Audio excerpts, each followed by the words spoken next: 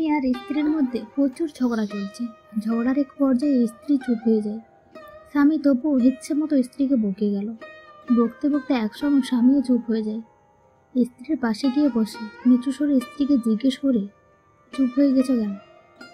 স্ত্রী তখন নিজের লেগেজ গুছাতে বলল, বিয়ের রাতে আমাদের মাঝে কথা হয়েছে, একজন রেগে গেলে আর একজন চুপ হয়ে থাকবে, তাই সে কথা রাখতে নিজেই নিশ্চুপ হয়ে গেছি।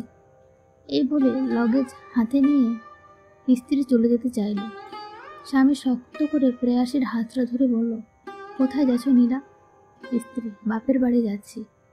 স্বামী তখন গম্ভীর কণ্ঠে বলল, বিয়ের রাতে আমাদের মাঝে এই কথা হয়েছে যে যতই মনোমালিন্য কিংবা ঝগড়া হোক না কেন, দিন শেষে রাতের আধারে তুমি ঠিকই আমার বুকে বা পাশে মাথাটা রেখে ঘুমাবে। অতএব তোমার যদি সত্যি কোথাও যেতে ইচ্ছে করে, আমাকে ছাড়া যে যেতে পারবে না। তাই তুমি বসো, আমিও নিজের লেগেজটা গুছিয়ে নিই।